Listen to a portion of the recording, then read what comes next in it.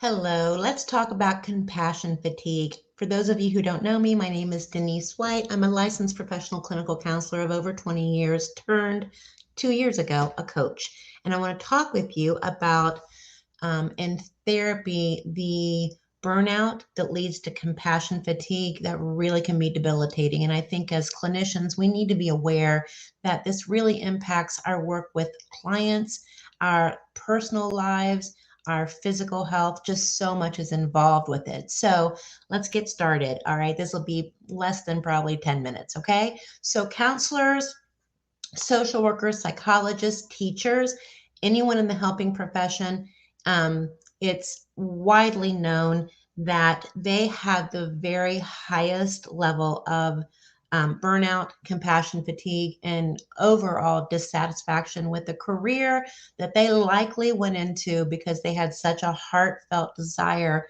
to help other people. Okay, so it's really unfortunate that at the end of the day, they end up so often sacrificing everything that they are to help another person. Beautiful in one way, but as I always say, anything out of balance and tuned up too high leads to certain destruction. Okay, so burnout left unaddressed leads to the very serious syndrome called compassion fatigue. And I don't know if you all have heard of this, but it's very, very real.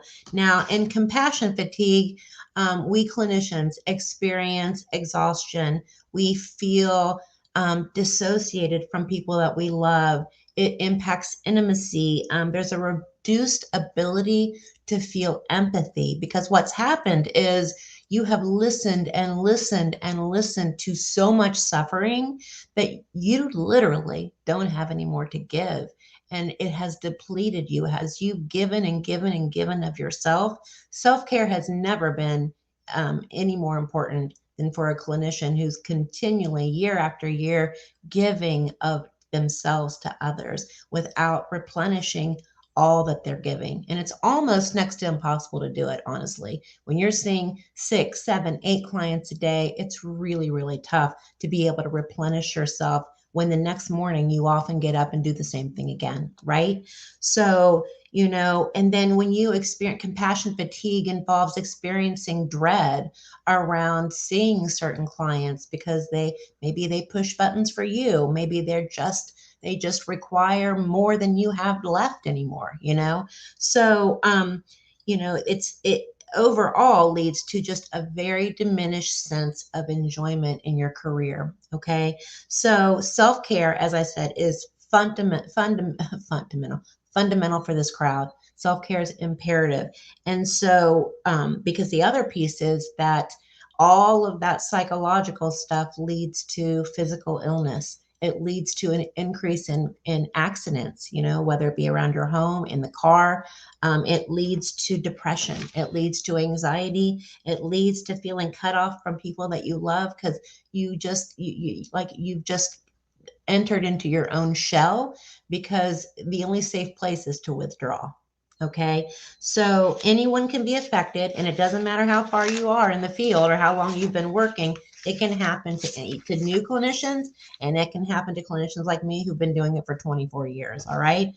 Coaching, however, is a way to take the skills that you've used with your therapy clients, okay, and funnel them into highly motivated, driven people who are ready to achieve a solution. And it's done in a fraction of the time, okay? And one of the beautiful things about coaching is that it's very diverse. So in therapy, you are back-to-back clients, billing your cases, doing your case management, and you get up the next day and you do the same thing again, day after day, month after month, year after year. But in coaching, at least in group coaching or community coaching, you have your free group, Facebook group. And right now, Facebook is still the primary way to get this job done. Okay. There's a lot of other social media outlets, and you're free to try any of them. But I'm telling you now, all of the 7 and 8 figure earners are on Facebook with the eventual goal of getting an email list going and making sure that you have a way to connect with your people no matter what social media does. Okay. And so you can nurture that relationship then through email once you move them from Facebook only to your own privately owned. You will always own that face or email list. Okay. And that's a way you can connect with your people. All right. So, but for now, Facebook is the way. And the way that I teach it is you have a free group. All right. And you nurture that group and you provide so much value in that group that people think to themselves, my gosh, I can't believe she doesn't charge for this or he doesn't charge for this, because you nurture that group with your whole heart. And then in so doing, people see what you're about. People see how much you do give, right? You're able to take all that energy that you gave to clients back to back to back to back and funnel it into a twice a week live video for your free group and funnel it into your paid group. So you'll have a free group and then you'll have your paid coaching clients, and you're nurturing both groups simultaneously. All right. And then you also provide content in your paid program so that when you're not able to be present or it's not your time to be present, they are able to draw from that rich content and also use each other for support. So it's super, super cool model. Okay. And it works really, really well. And then hold on just a second. I want to make sure I don't miss anything in my notes. And then you reach a point where the other task, one big task in coaching is that you have to step out in faith, knowing that even whether you have 0 clients or 100 clients, that with every goodness, every bit of goodness that you put into this world, every bit of value that you pour into your groups, that will come back to you tenfold. I think that's the hardest part of this, because you're having to believe in something you cannot yet see. Okay. You can only take somebody's advice that it worked for them, but you can't see it yourself. And until you do, it feels uneasy. And that's very, very normal. Very normal. It's best to have somebody holding your hand through it, because that's kind of a tedious, scary place to be until you start seeing it take off. Okay. And then it is so incredibly rewarding because you're working with highly motivated clients, more than likely, if you've done your job, you're working with highly motivated clients who are ready to take the next step, who are ready to see what you have to offer them, who are excited to take your direction. And then when they get to move on and achieve the goal, no matter what, your coaching niche is, once they achieve that goal, then that comes back to you and they write testimonials about their experiences with you. And then your reputation starts to precede you. Okay. That's when your business has really moved to a new level, a very solid level. So I think it's important to recognize that, and my goal for this video was to help you see that, clinicians and coaches both have different stressors. It's just that you are able to accomplish in coaching so much more in truly just a fraction of the time.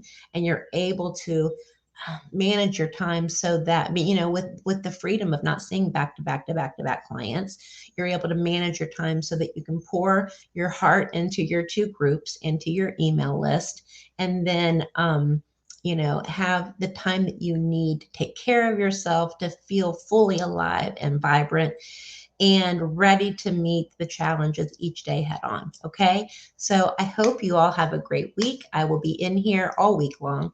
And we're going to talk a lot about burnout this week and just how to manage that because the reality is I acknowledge and love and know the need for therapy, right? So if you want to remain a therapist, I've done it for 24 years. I commend you.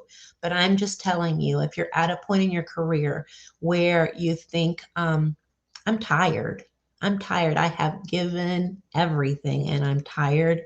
I'm offering that at, I would say 30 hours a week is what you could spend and do really, really well in your program and for your clients. I'm offering you a way out. If you are at a point where you're like, I'm ready to work with the higher functioning clients. I'm ready to work with motivated people. I'm tired of being worn out. I'm tired of not having time for my family. Then coaching is one option. And actually, to be able to continue to use your clinical skills, it's the only option I know where you can marry the two and really, really create an amazing business for yourself. Okay. So I will post a link below if anybody would like to schedule a call with me to see if you would be a good fit for what I do. Right now, I'm seeing clients individually for individual coaching in a 3-month agreement. It moves very fast. It's very concentrated effort. And then in the fall, I will be starting my community or group coaching program, and my individual sessions will be very limited. Okay. So hope you all have a great day, and I will see you soon. Bye.